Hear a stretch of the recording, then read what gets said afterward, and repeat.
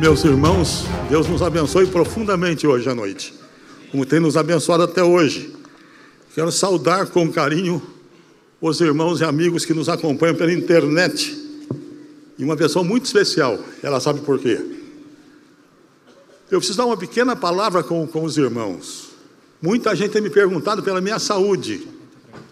Eu tenho Parkinson há 10 anos. No final do ano passado eu tive um câncer de intestino. Como o meu exame era de rotina, graças a Deus a biópsia deu que não tem uma ramificação. Eu tive alta em 45 dias, alta total, graças a Deus. Mas eu tenho um movimento involuntário com a cabeça, às vezes, que me dá torcicolo, então eu tenho cara de mal, sempre.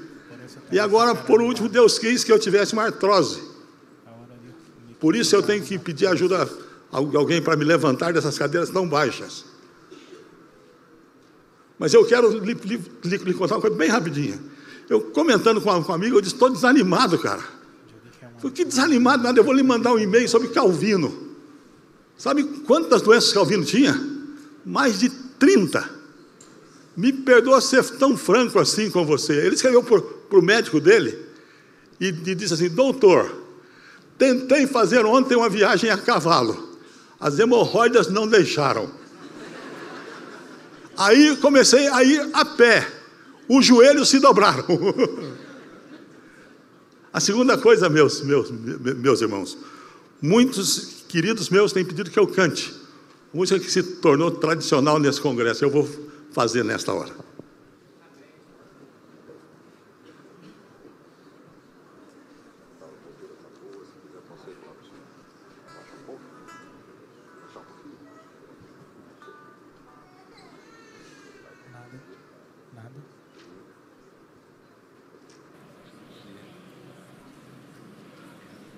Morre de inveja, morre. Jorge Camargo arrumando o meu figurino. O som.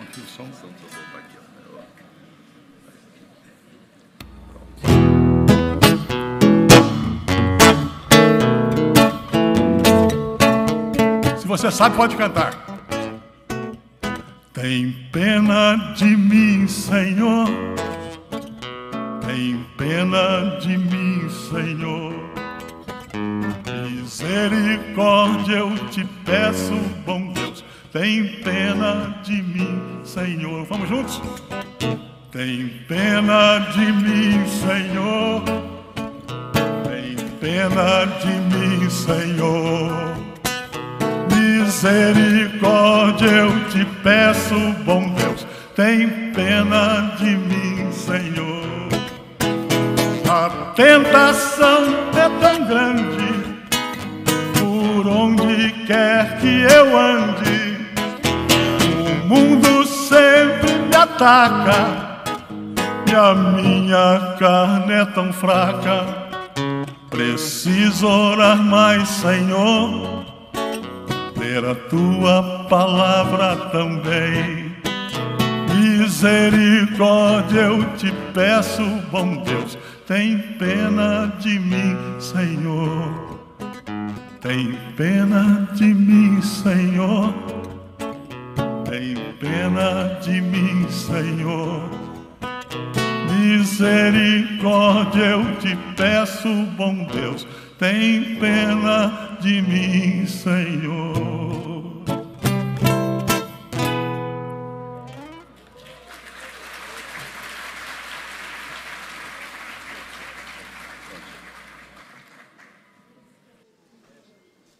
Eu quero fazer uma reclamação formal no Sindicato dos Gagos. Todo mundo teve uma hora para pregar. O gago tem que ter 2. E me deram só 40 minutos. Mas é o seguinte, meus queridos. Eu estou me aposentando da APECOM. O Supremo Conselho deve eleger novos membros da APECOM e certamente eu não estarei entre eles. E pedi ao reverendo Mota que me desse a chance de falar com vocês amanhã. E ele me chamou e disse, olha, você tem 2 chances. Tem uma noite e outra de manhã, que dá 1h10. Então já me deu mais tempo do que todos. Eu quero que você abra sua Bíblia comigo em Gênesis, aliás, Êxodo, capítulo 13.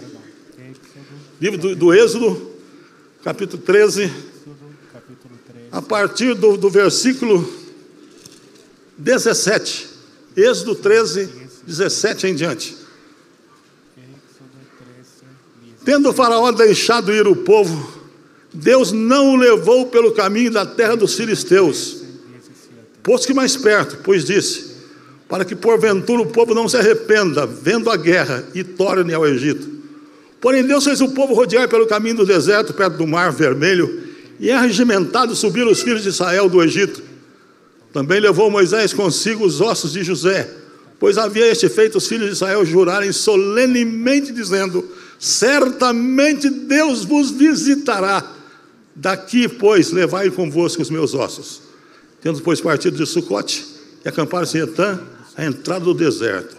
O Senhor ia diante deles, durante o dia, numa coluna de nuvem, para os guiar pelo caminho. Durante a noite, numa coluna de fogo, para os alumiar, a fim de que caminhassem de dia e de noite.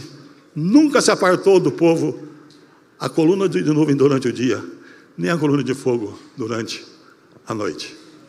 Amém? O que é que a gente pode tirar desse texto? O quê? Você já fez alguma viagem internacional?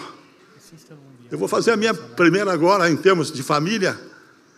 E eu disse à minha esposa um dia desse, mas para onde a gente vai até chegar em Lisboa? E de Lisboa, onde a gente vai mais? Que coisas nós vamos conhecer? Eu quero o projeto da viagem. Quer Você sabe de uma coisa, querido? O nosso Deus é soberano. E desde a eternidade Ele tem um projeto para nós, um projeto de viagem. Do Egito para Canaã. Da escravidão para a liberdade total de adorá-lo no céu. Junto com toda a humanidade, os crentes em Cristo. Aleluia, louvado seja o Cordeiro. E aqui você tem um exemplo disso. O povo acaba de ser libertado do Egito. E Deus organiza a viagem deles. E Deus organiza então um roteiro da viagem dos seus servos. E o texto me diz assim: tendo o faraó deixado o povo, Deus não o levou pelo caminho da terra dos filisteus, posto que mais perto, pois disse, para que porventura o povo não se arrependa, vendo a guerra, e torne ao Egito. Note bem que coisa impressionante. Se você pega um mapa, uma conta breve, você vê que do Egito a Canaã, a Jerusalém, 450 quilômetros. Uma linha reta. Sabe quantos quilômetros Deus fez o povo andar? Pelo menos 4.000. Ora, Deus não é vendedor de viagens turísticas. Ele não sabe fazer nenhum mapa de viagem. Sabe sim, querido. Sabe muito bem. O nosso Deus é soberano. O nosso Deus é soberano. E Ele sabe que viagem vai fazer mais bem para nós do que qualquer outra. E quando você sabe que Deus abre o caminho, você fica impressionado.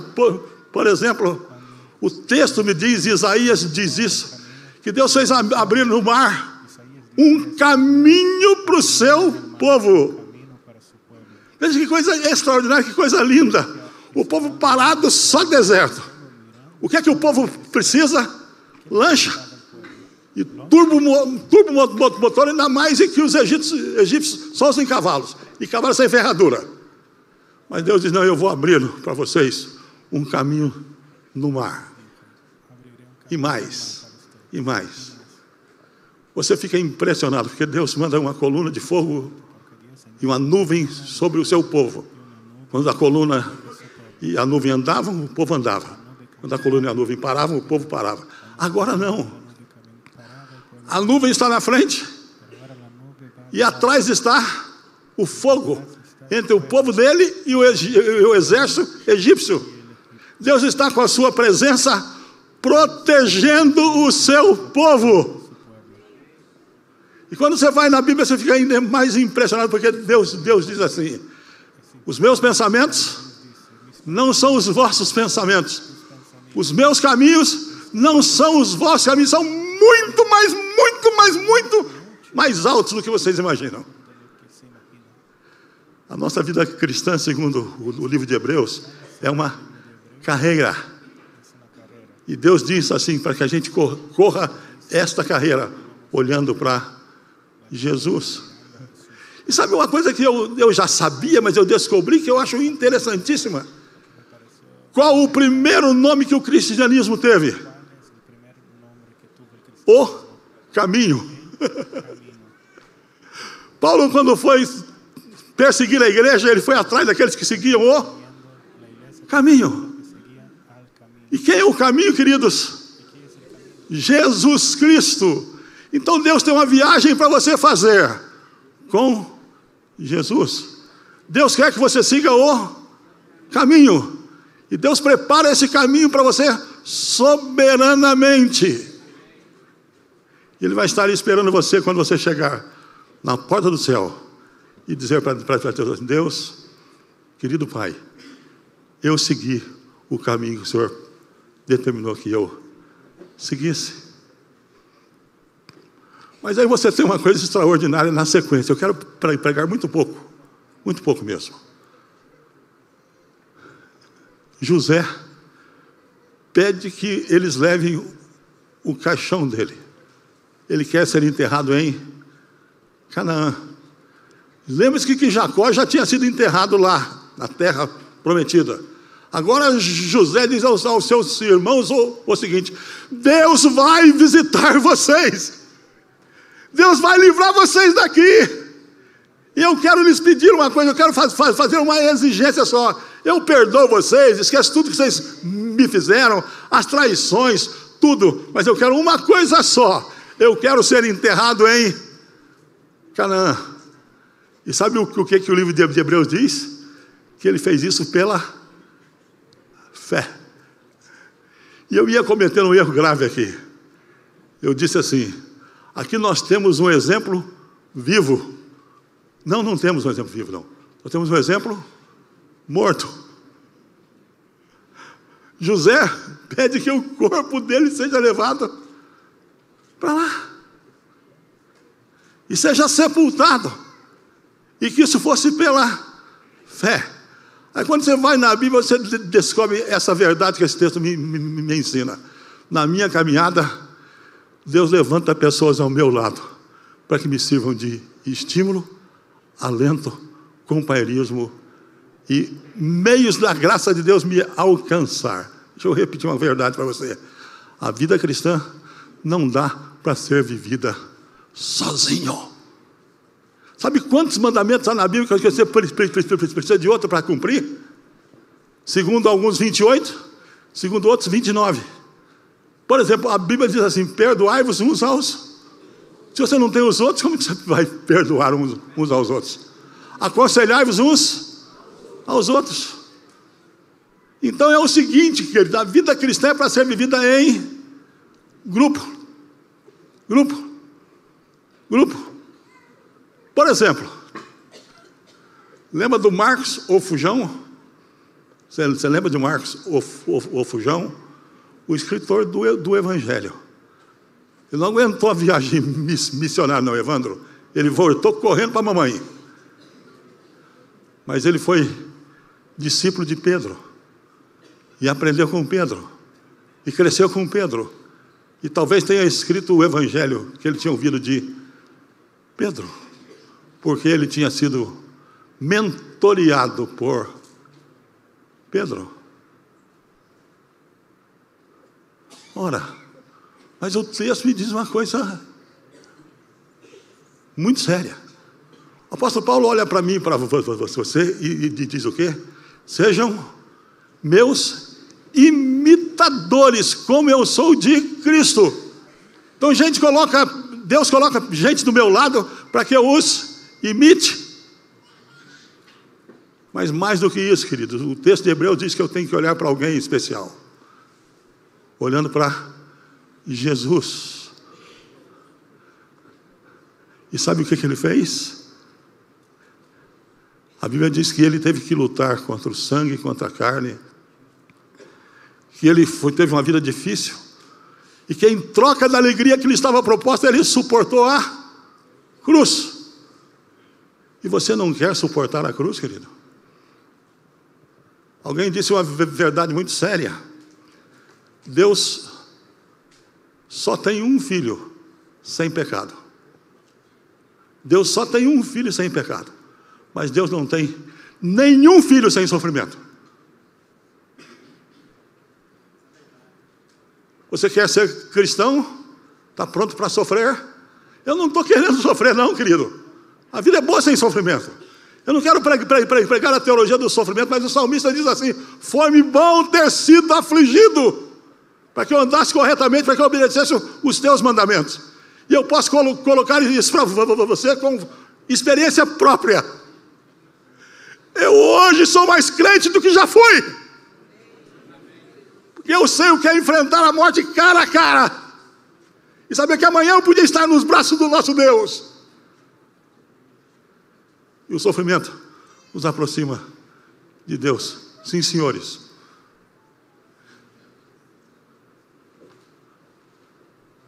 Abel, depois de morto, ainda fala. José também. José também. José também. Mas o texto não para aqui. Como eu disse, eu quero ser muito breve. O texto me diz assim: o Senhor ia adiante deles, durante o dia numa coluna de nuvem, para os guiar pelo caminho. Durante a noite, uma coluna de fogo, para os alumiar, a fim de que caminhassem de dia e de noite.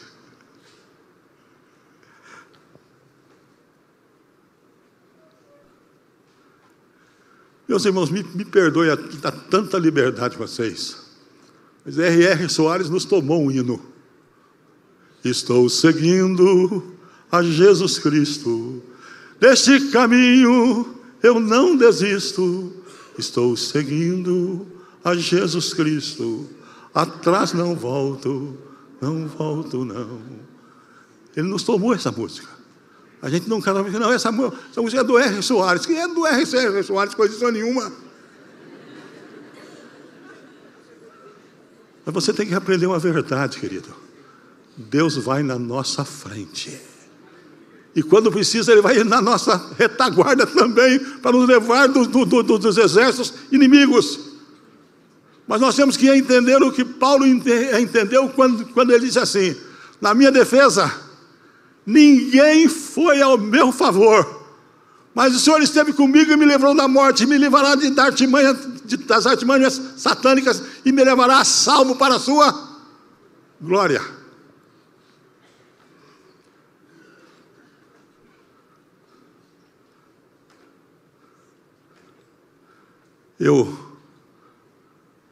Um dia fiquei muito bravo com o moço, mesmo de uma das igrejas minhas.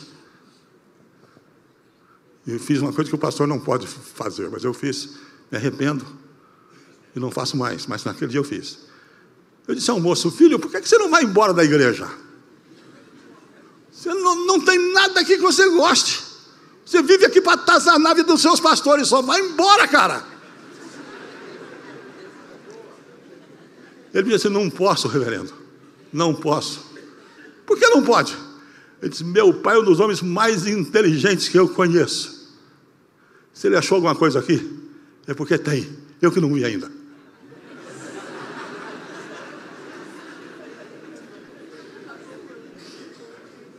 Deixa eu lhe perguntar uma coisa, querido.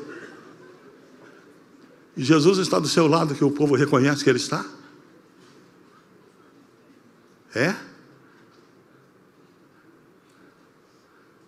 Você crê nisso? Crê? Um amigo meu, o Gavin, esposo da Eleni, conta que tem um amigo defensor da teologia da prosperidade. Esse amigo um dia disse: Gavin, você não entende que a teologia da prosperidade é bíblica? Por exemplo, você nunca leu o Salmo 23, não? O Salmo 23 diz assim: o Senhor é o meu pastor, nada me faltará. E o Gavin disse: é verdade, que não vai lhe faltar nem o vale da sombra da morte. Mas quando lhe tiver vindo o vale da sombra da morte, lembre-se de uma coisa: o Senhor está comigo, o teu cajado me consola.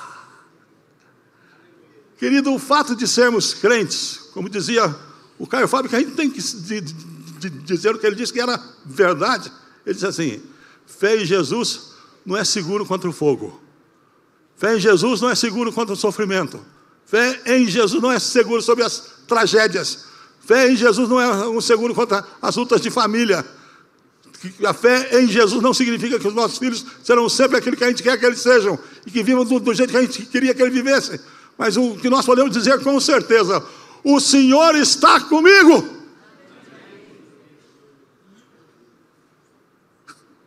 Irmão, deixa eu lhe dizer uma coisa final.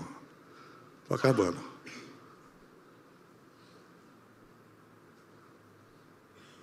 Se você não crê nisso, não adianta vir a 585 congressos. Não adianta. Você pode ser rato de congresso ou gambá de congresso.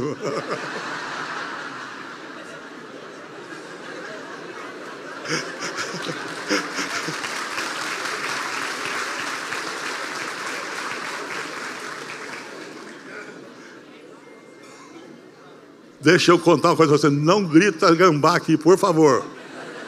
Eu não sei se você sabe disso. A depressão de Spurgeon começou assim. Ele, quando foi inaugurar o tabernáculo, alguém gritou fogo. E houve correria. Alguns faleceram naquele evento e ele ficou desesperado. Mas você pode ser frequentador assíduo dos congressos, querido. Se você não entender que Deus te leva pelo caminho que Ele quiser. E o que Ele diz lá em Deuteronômio 8? Eu não queria deixar passar esse texto. A Bíblia diz que Deus deixou o povo pelo deserto para prová-lo. Se eles andariam nos mandamentos de Deus ou não. E que eles teriam que aprender com Deus, com a fome, que o homem vive por toda a palavra que sai da boca, que não só de pão viverá o homem, mas vai viver de toda a palavra que sai da boca do Senhor. Querido, eu posso aplicar isso a nós da mesma forma. Nós temos que aprender que congresso não adianta nada para nós se nós não ouvirmos a voz do Senhor. Eu encerro agora.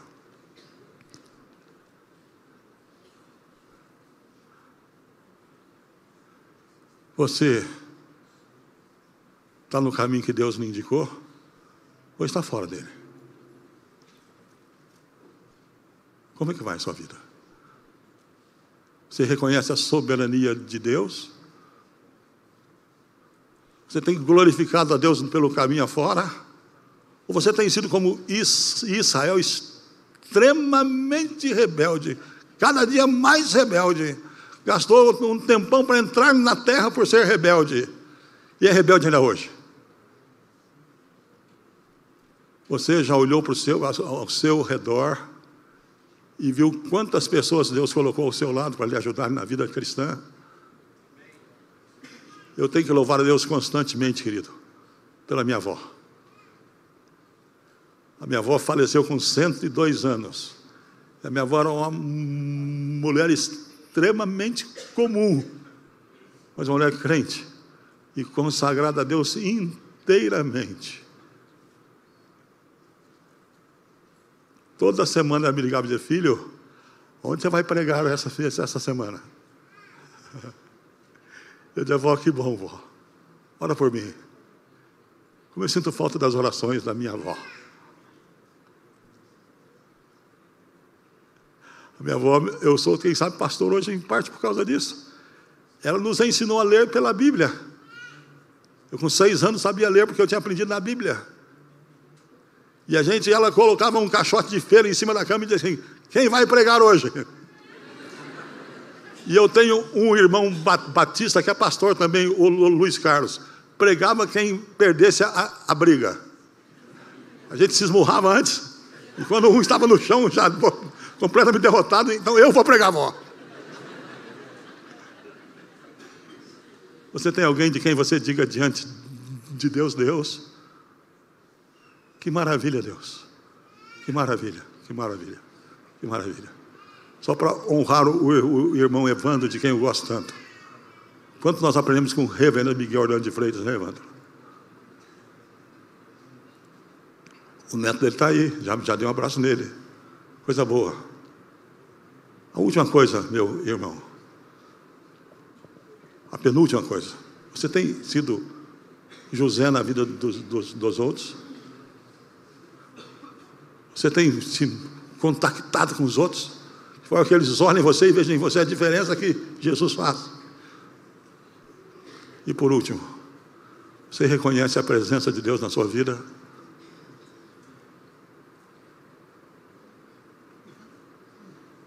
Lembre-se do que eu falei hoje. Que Deus tem um projeto de viagem para nós até Canaã. Deus determina o caminho. Deus coloca pessoas que nos ajudem. E Deus mesmo vai conosco. E Moisés diz assim: se o Senhor não for, eu não vou de jeito nenhum, nem mortinho eu não vou. E Deus diz: Moisés, eu vou com vocês. Que Deus nos abençoe. Amém.